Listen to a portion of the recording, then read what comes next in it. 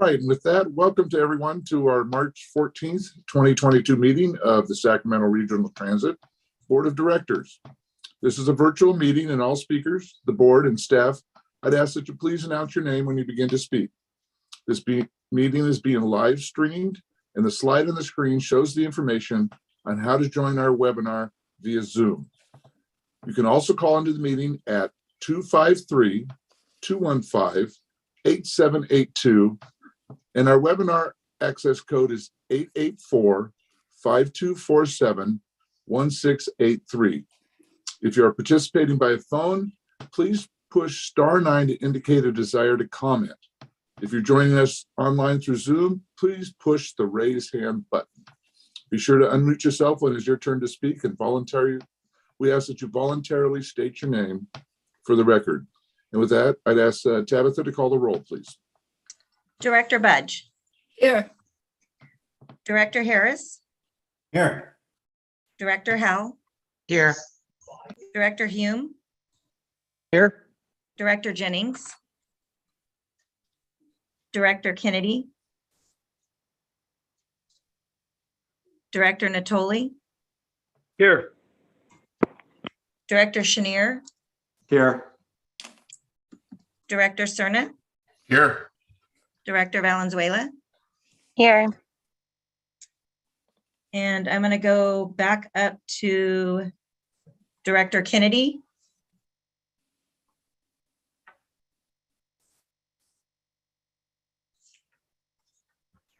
I see he just hopped on. Director Kennedy?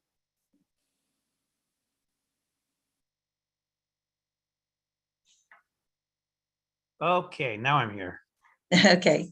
And Chair Miller? Here. All right, with that, we have a quorum at 10 votes. And this meeting of the Sacramento Regional Transit District will be cablecast on Metro Cable 14, the local government affairs channel on Comcast, Consolidated Communications, and AT&T Uverse. Today's meeting will air on Saturday, March 19th at 2 p.m. and Sunday, March 20th at 9 a.m. on Channel 14 and webcast at metro14live.saccounty.net and is closed captioned. This meeting can also be viewed at youtube.com/Metro Cable 14. Thank you, Tabitha. And with that, please join me in the Pledge of Allegiance. I pledge allegiance to the flag of the United States of America and to the republic for which it stands, one nation, under God, indivisible, with liberty and justice for all. Thank you. And with that, would you please call the first item? The first item is the consent calendar, items 2.1 to 2.7. Jay, I see you have a hand up. Is that intentional? Director Chenier. Oh, now I have a hand up. I don't know. Oh, my turn to speak then. Are there any director questions or desires to have items pulled? Director Kennedy has his hand up. Oh, thank you. Thank you, Chair Hume. No, I just wanted to, I don't want to pull anything, but on 2.5, I just want to thank Henry and his staff for being flexible and continuing to work with the applicant. This is an important project to the area, and clearly it's taking longer than they had expected, but thank you for your work on this. Thank you, Vice Chair. Any public comment, Tabitha? There is no emailed public comment, and at this time we can take public comment on the consent calendar. And it looks like I'll move consent. Second. Motion to approve by Director Howell, seconded by Director Harris. Oh, I have to do roll call. We've been in person. I'm just used to going, everybody in favor? Got to do roll call, please. okay, Director Budge, Yes. Director Harris, Aye. Director Howell, Yes. Director Hume, Aye. Director Jennings, Hold on. Director Kennedy, Aye. Director Natoli, Aye. Director Chenier, Aye. Director Cerna, Aye. Director Valenzuela, Yes. and Chair Miller. The consent calendar passes with 10 votes. Thank you. Next item, please. The next item is number 6, public addresses the board on matters not on the agenda. Do we have any written or hands raised for public comment? It looks like there's a couple hands raised for public comment. There was no written. Okay, let's take those speakers, please. Okay, we'll start with Jeffrey Tartagia.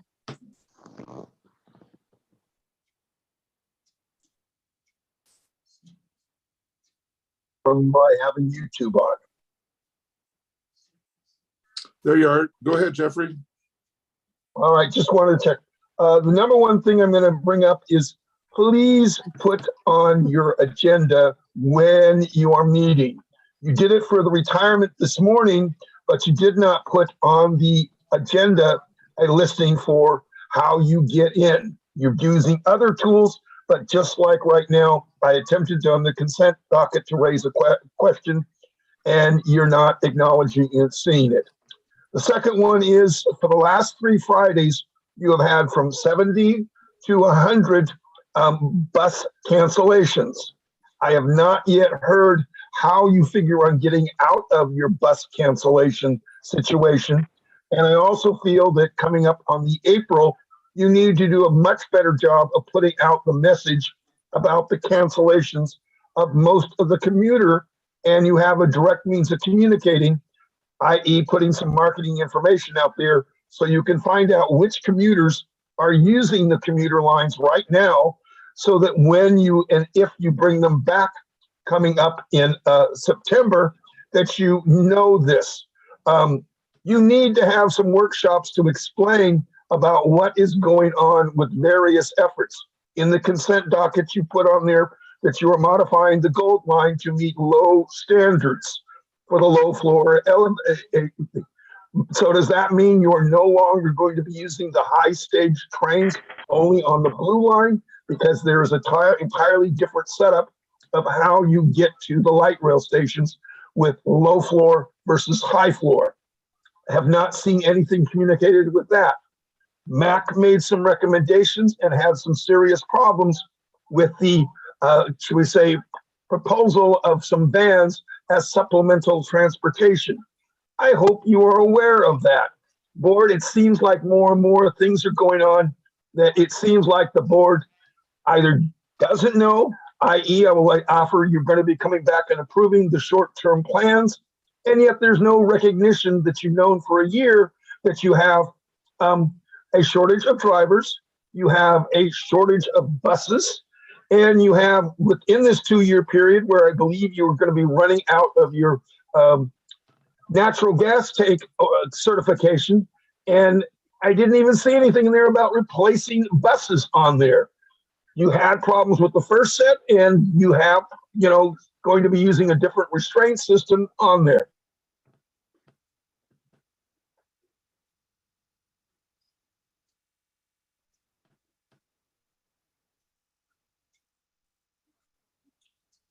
Well, thank you for your comments, Mr. Tartagia. Next speaker, please.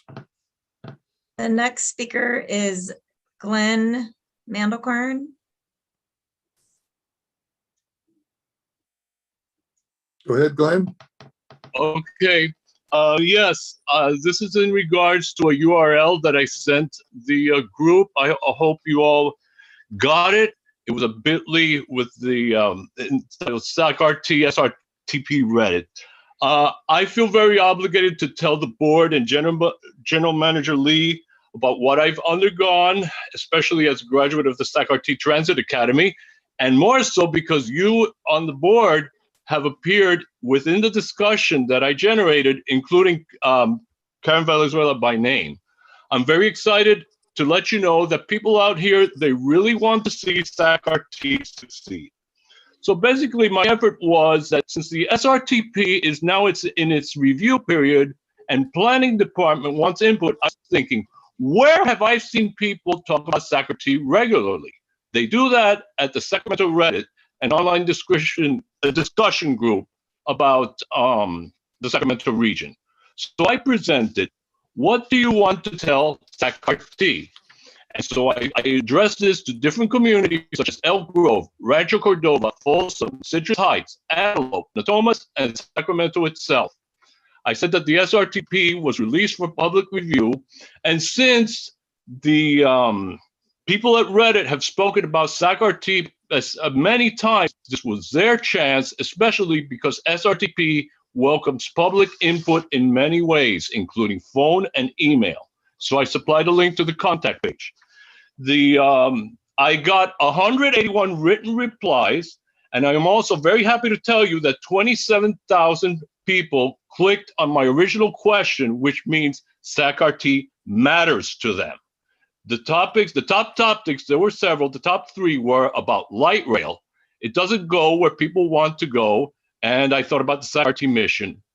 Other topics were safety and security and more for affordable options. I realize my time is limited, so if any one of you want to reach out to me and I can talk more about this, I'd be willing to. My main reason for bringing this to you is that I have thought of two ways that you can read through this and use this to your advantage when you go to your community and do your own community outreach. First, you can read this to develop awareness, to see what's on people's minds, and when you hear them bring it up, you can remember what was discussed there. Second, you can start conversations with your districts about the topics that are raised here. Now, if you remember the SacRT mission, I told you that some people feel that light rail and other things don't go where they want to go. Well, if you address this, then you could say you have 50% of the mission accomplished. Thank you so much. Hey, thank you for your comments and your efforts to date. Any Thank you. other public comment? I don't see any other public comment. All right, then we can move on, please. The next item is item 8.1, the general manager's report.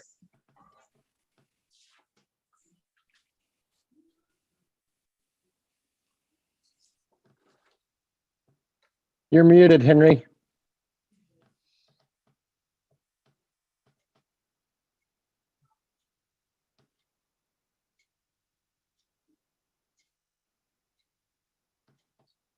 Good evening, Chairman, members of the board, and the public. Thank you for joining us this evening, and thanks Jeff and Glenn for your insightful comments and recommendations. And we will reach out to you very soon.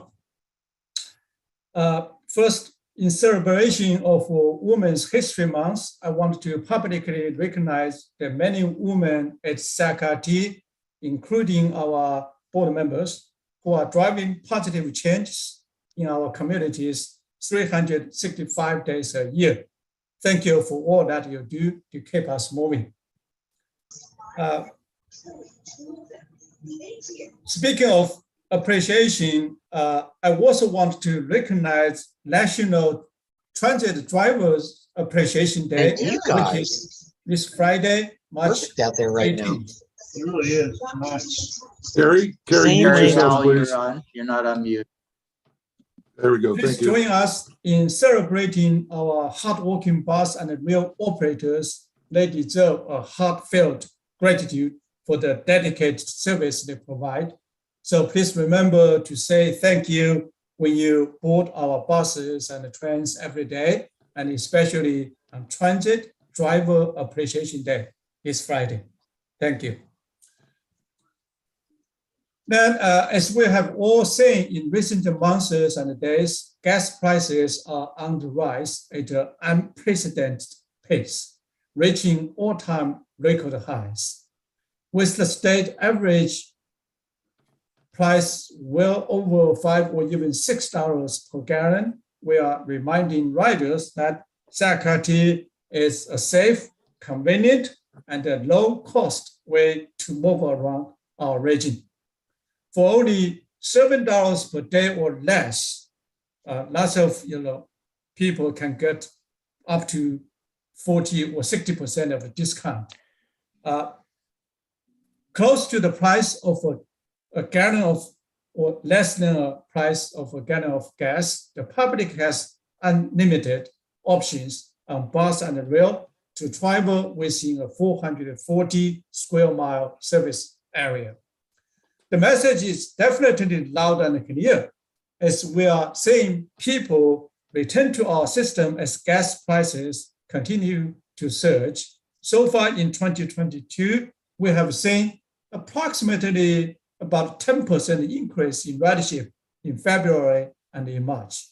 And we also know that many employers, including state agencies, are considering some sort of hybrid return to the workplace starting in April. This is an opportunity to welcome back our previous riders and encourage new ones to try us out. That is why it is important we put our best service forward for the community. From the COVID pandemic to world unrest, our economy is navigating these uncertain times. As I have shared, the national workforce shortage has impacted all sectors of the economy. Although we are faring better than most, it is important to know it is important to look at the reality because it's impacting our service too. Like Jeff talked about, we have had some, about 3% our cancellations. Every day we have over 2,300 trips. And because of manpower shortage, we very much, 3%, sometimes 1%, sometimes 3% or even higher cancellations on daily basis. And we try to cancel those trips, between, not cancel the entire route, just make 15 minutes headway to 30 minutes headway, try to mitigate or minimize the impact to our customers. And in the meantime, we have continuously recruited for open positions, and will again be hosting 2 in-person hiring events this month on March 22nd and March 30th. We learned a good amount from our hiring events, in-person hiring events in December that attract close to 300 individuals to apply. And we get a significant amount of the candidates eventually enter into the final stage. Actually, some of them are in the training now after they accept our offers.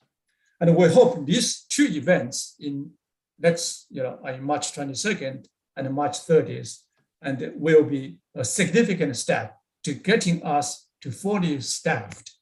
And some riders notice in our short range plan, we plan to cancel about up to 3% of the routes temporarily, starting from April, really just to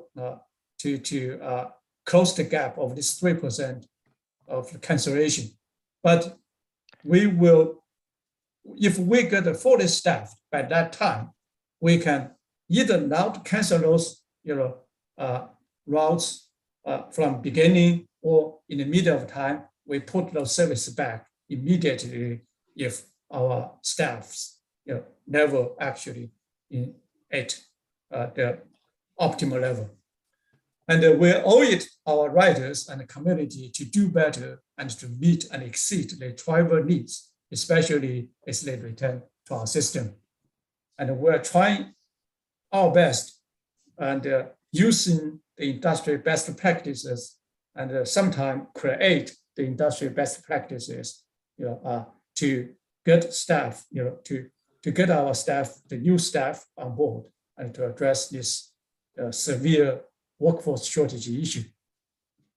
And through the hiring events, new incentives, and a streamlined HR process, I believe we will quickly get to the employee level we need to be to provide consistent or even full level of the service as prior to pandemic level. As rider increases, and SacRT must also stay vigilant in providing the best bus and rail service possible, but This can only be done by staying laser focused on existing service and without detracting from our core business to provide the best service possible. And I would also like to remind the riders returning to our system, as well as new customers, that masks are still required on all public transportation, as the Federal Transportation Security Administration, TSA, extend the mask mandate on public transportation through April 18th. The TSA has indicated they will use the actual months to prepare guidelines for lifting the rule. Onto the next topic, I always like to share some kind words from our riders. Certainly, we want to hear some critical words from our riders too, because from the critical comments, we can actually further improve ourselves. So the good comment, we received an email 2 weeks ago from our friend, a great leader in our disabled and underserved community. And actually, he is a former mayor candidate. His name is Mr. Russell Mullins, a frequent board meeting attendee and a fearless transit advocate. I would just like to read a portion of his note. And this reads, I know this has been a while since we have spoken. I just want to write a quick note to let you know about my experience yesterday with operator Miles, afternoon, evening smart ride operator in the downtown Middletown service area. I was fortunate enough to have Miles as operator from my round trip. His attitude and excellent attention to detail made for a terrific trip experience. I have had a little over 20 years experience riding SacRT, and I must say that I'm overall extremely impressed with the leadership and the environment you have created that enable RT to hire operators of high quality, such as Miles. Thank you for allowing me the time to give this input. I know my full-time job has made it difficult for me to attend board meetings regularly, but I do expect and I will be dropping in soon.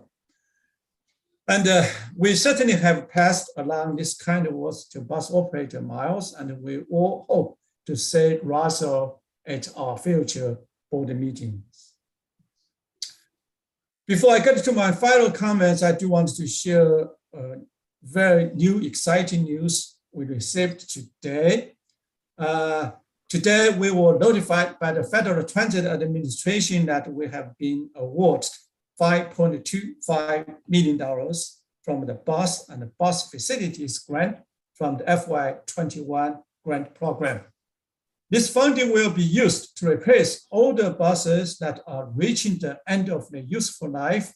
And this funding will allow SacRT to improve service reliability and maintain a state of good repair. In addition, last week, the Congress unveiled the FY22 transportation bill, which includes $20.5 billion for public transit in FY 2022. This amounts to an increase of $7.6 billion from the FY21 in-act level, which means a 58% of increase, and both formula fund and the competitive grant. And we are doing our best to develop our staff to try to submit some the most competitive grants applications to federal agencies to try to secure the maximum funding possible from this type of historical opportunities. And certainly, like Jeff was talking about, we will try to provide timely information to the public about our light rail, our bus, the latest update, and also the potential funding sources and what we're going to do with those funding sources. And a lot of good news. Last year, the Museum of Science and Curiosity MOSAC opened along the Sacramento River.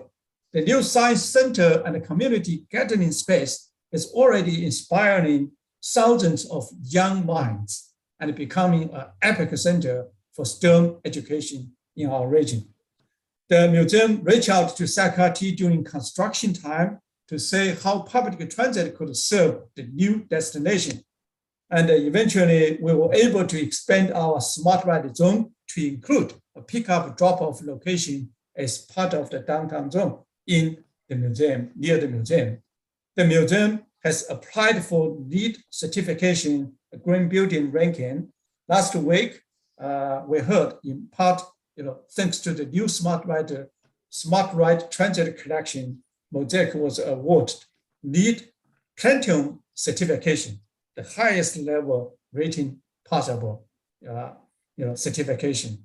And warm congratulations to all involved, and I'm truly glad we are serving the center. We have been part of this, endeavor. I will conclude my remarks by highlighting a partnership between SacRT and the Miles Station Arts and Culture Center in Rancho Cordova, which Director Budge represents. The station is located just steps. The art center is located just steps from the Martha Field and the Mills Rail Station and Transit Center. We will be providing free rides for the upcoming 56th National Council on Education for the Ceramic Arts Conference. This is very exciting news. The conference is expected to bring about 2,500 people across the nation to the Sacramento region, specifically in the Rancho Cordova area. And it would be a great economic driver for the city of Rancho Cordova. That concludes my remarks. Thanks. Any questions, I'm happy to answer. Yeah, thank you for the great report, Henry. Director Harris, did you have something you wanted to ask or comment on? I do. Henry, first I'd like to thank you for making Smart Ride, making MOSAC a drop-off point for Smart Ride. I think it's a brilliant move. And to my colleagues who haven't gone to MOSAC yet, you really need to. It is not only a wonderful amenity for our region, but I would say that the water exhibit there is one of the finest exhibits I've seen in any museum anywhere in the world. It is really stellar. And it's just such a fun place. I've taken several school teachers there, and boy, does it light a fire under them. They are just so eager to take their classes to MOSAC. It's a great place. Again, Henry, I think it's fabulous that RT is participating with MOSAC, so thank you for that. Thank you, Jeff. Thank you. Director Budge?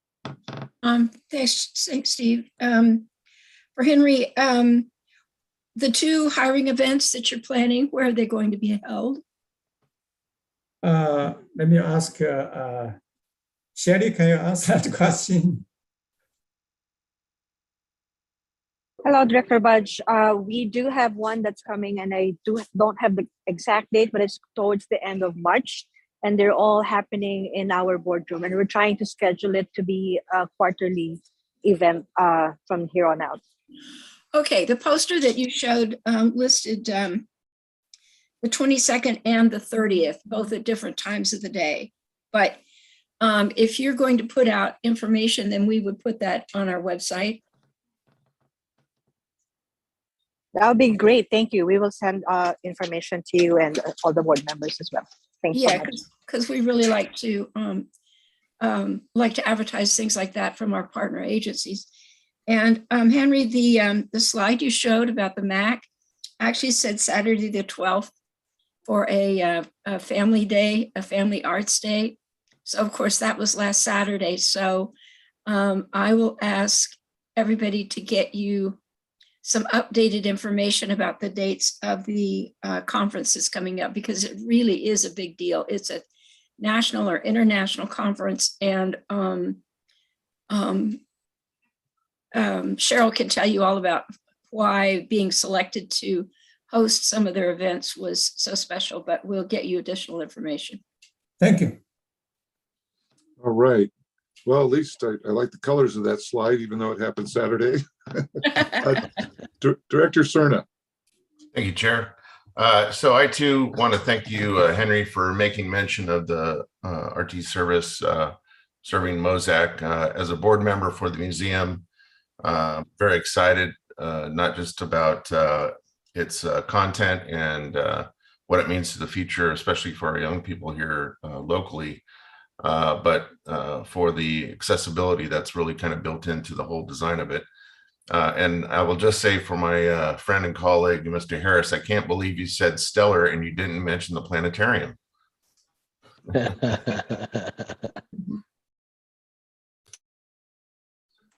All right, Yes, anybody else? Phil, I tend to be very terrestrial and water is something I think about a lot, but you're right. The planetarium is exemplary. It's just really a fun experience.